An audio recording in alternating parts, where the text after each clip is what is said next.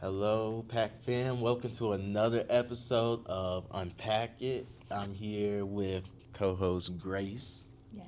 Hello. Hey, Grace. and then we have two lovely guests here today. Could What's you up? introduce Hey, y'all. yourselves? Hey y'all, it's Coach C here.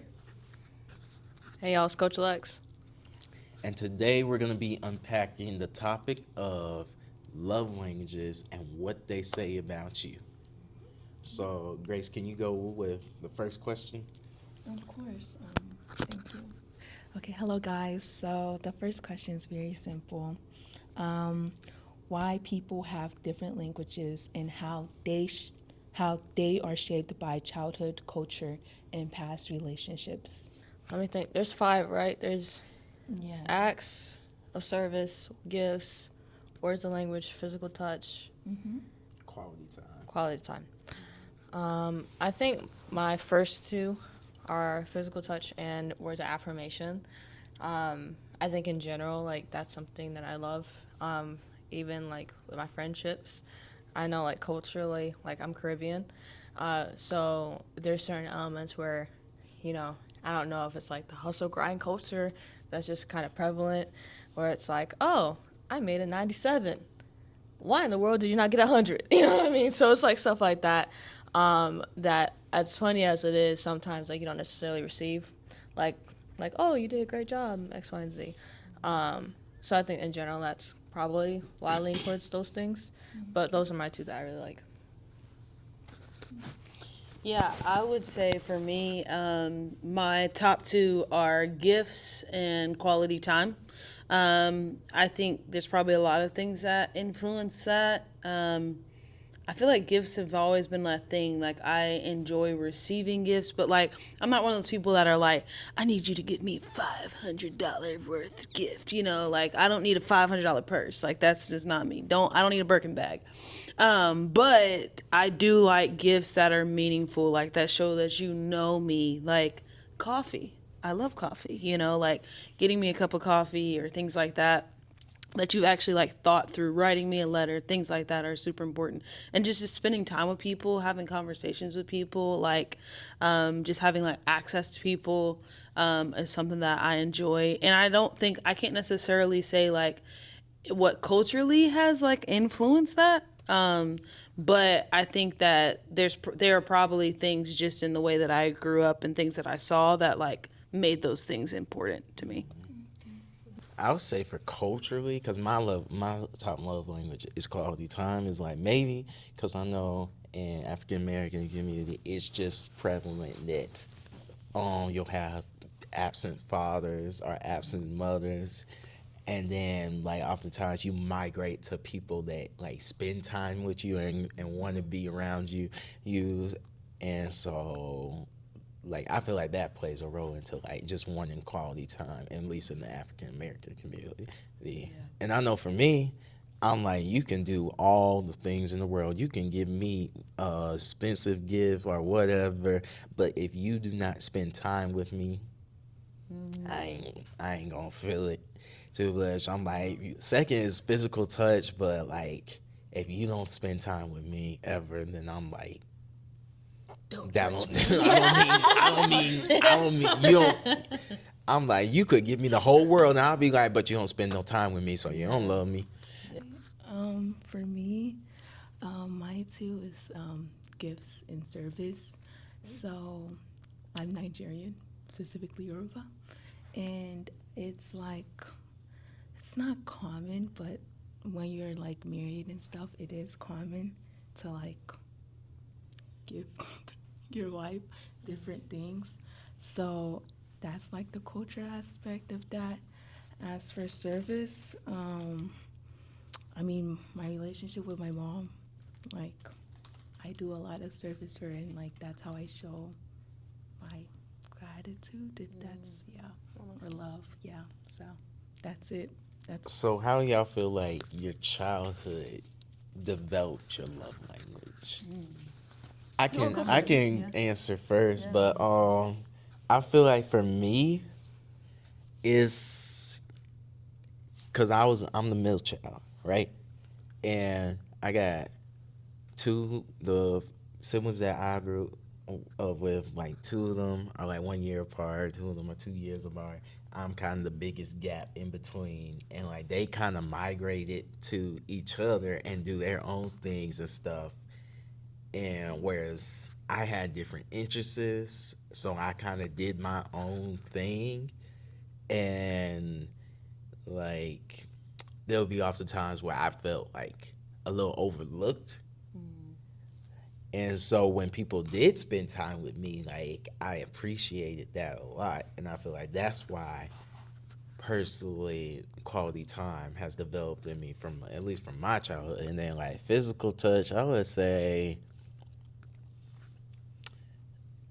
I would say it developed more so because I was just embarrassed to ask for a hug when I was a kid, and I was like, no, I can't do that. That's weird. It's weird to want somebody to hug you. That's weird.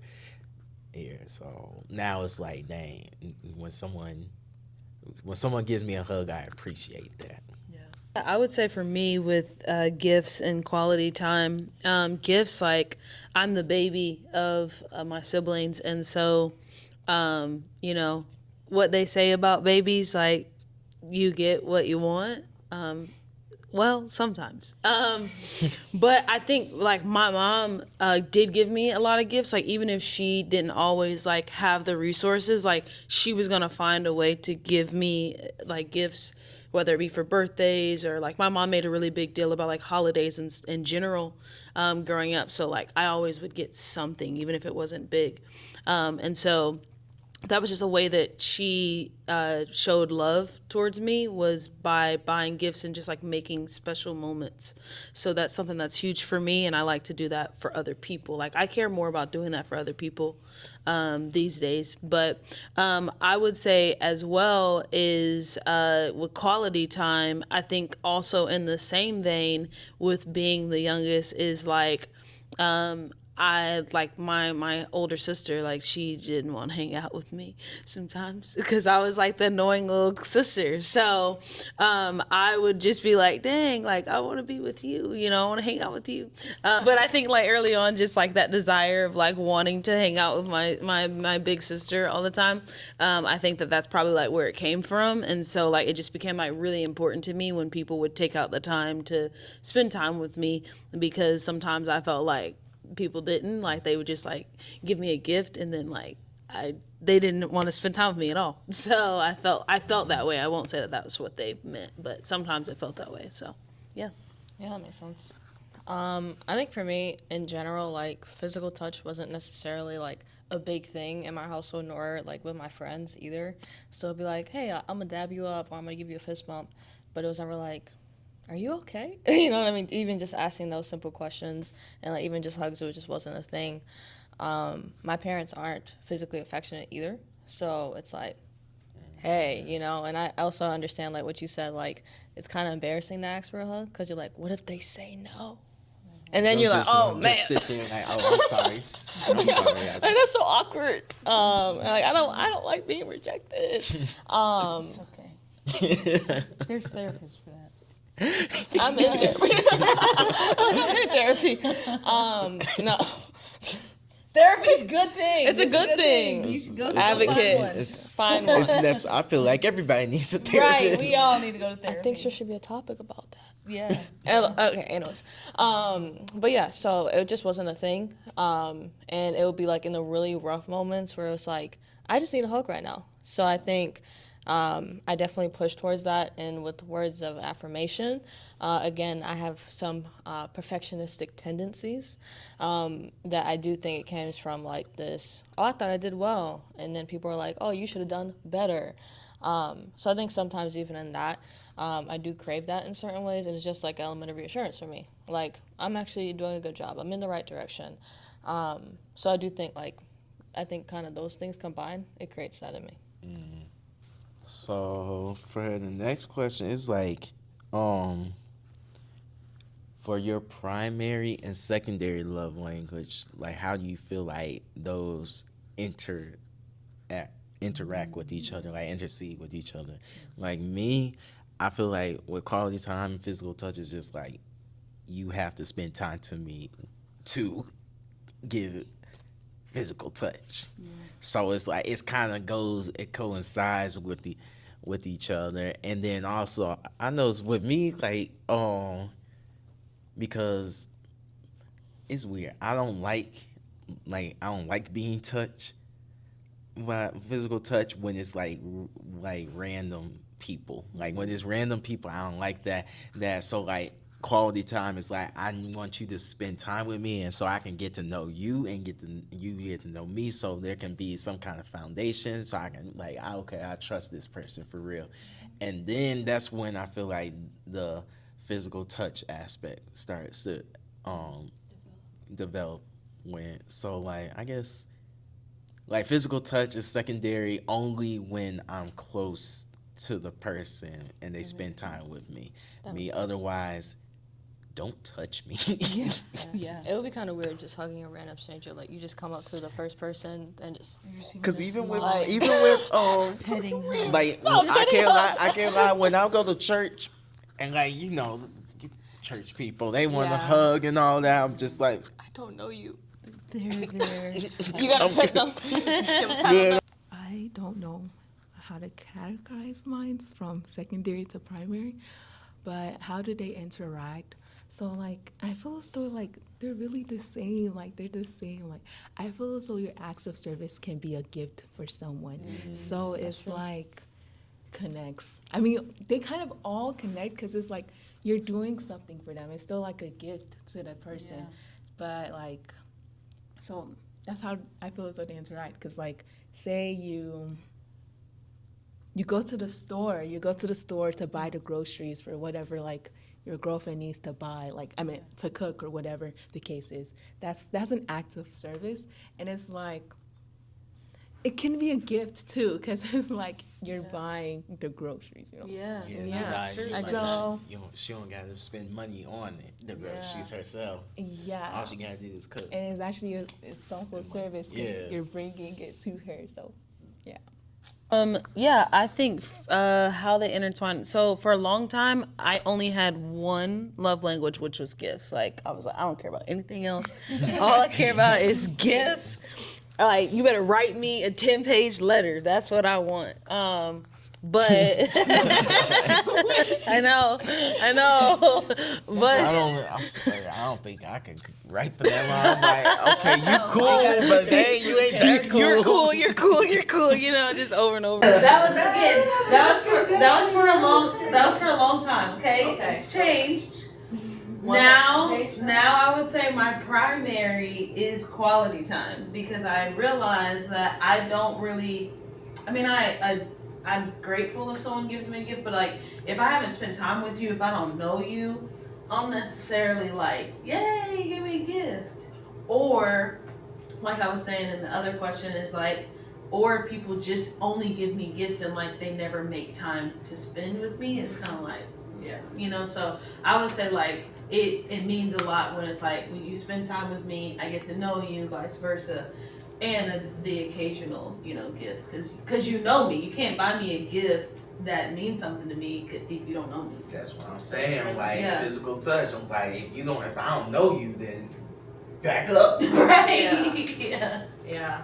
Honestly, I agree with both of you guys. I feel like quality time is like the underlying factor. Just because again with physical touch, I'm not hugging no stranger. That's weird. I just no. High five, I guess. So I think like with that closeness and just knowing the person, it definitely really does help with that. I don't know, it just makes it more real, more authentic. When I do know the person, I think with words of affirmation, I don't know, I feel like it's a little different for me. Because there's certain times where I have really close friends that tell me something that's exactly what I need to hear. So I feel like in that, like I was like, oh, that really meant something because you know my backstory, you know my experience. So it just makes it that more real. But I've also had like just random people come up to me and they'll give me compliments. I'm like, that just, I'm gonna keep that with me. And that's exactly what I need to hear. So I think sometimes like with words of affirmation, it's just different in different seasons. But I love them both. Yeah. Well, I wanted to just talk about this topic because I feel like it's something that like you should be aware of. And I also like, I don't know if y'all agree, but I feel like you should also be aware of like just other people's like love language I agree. and what they like, what they don't like, because at the end of the day, the love language that you have isn't so you can use your love language to love others. No, that's how other people know how to show you love, and you learning somebody else's love languages so you know how to love them, how they feel love. Cause and that goes for relationships or friendships, because you know you get friendships are relationships too. You gotta know how to make that person feel love in order for the friendship to keep going. Yeah, So I just feel like this was an important topic to go over. But we are out of time, and thank y'all so much for joining us. And Thank you. Bye-bye. Bye. Bye.